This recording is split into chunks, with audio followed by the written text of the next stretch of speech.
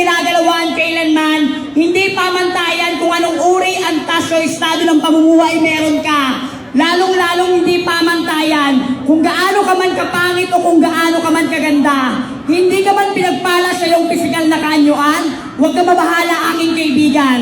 Dahil ang tunay na timbangan ng Diyos dito sa ating mundong ginagalawan ay kung ano ang nagagawa mong kabutihan. Dahil kailanman ang kagandahan, hindi yan nakikita sa pisikal na kaanyuan. Bagkus ang tunay na kagandahan ay nakikita sa kabusilangan ng iyong puso at kalinisan ng iyong konsensya. At lagi mong tatandaan na ang kagandahan natatakpan kapag utak, talino at talento na ang napag-uusapan. A glorious evening to each and everyone. By the way, my name is Imus Garcia Jr. III. Standing 9-year-old honor, taking up Bachelor of Science Business Administration, major in COC, Clash of Clan, minor in Twerk Like Kamali Watcharele. Graduate at Ateneo de Manila, Batch 3, Pasig River Branch. And all the way from the shoe capital of the Philippines, Shoe Boulevard.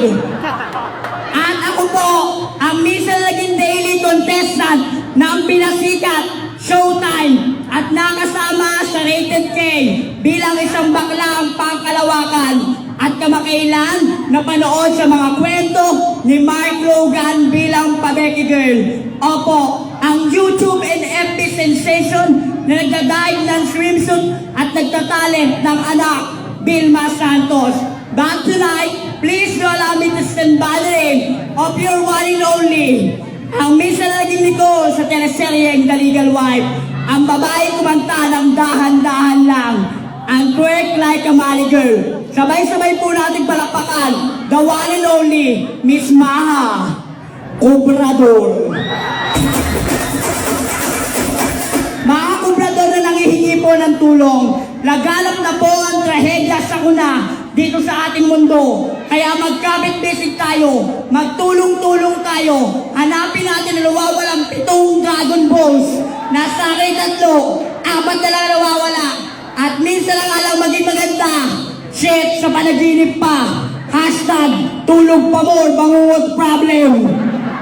At noon, at ngayon, noon pagwapo, babaero. Ngayon, pati pangit, babaero na. Minsan, juicy pa, ang kakapal na mukha.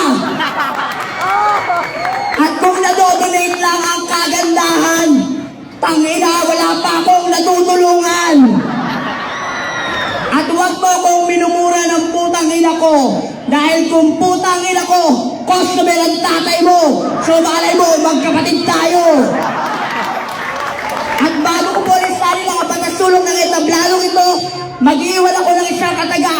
Ang taong may taga sa uso, kasunod ko, ngongo!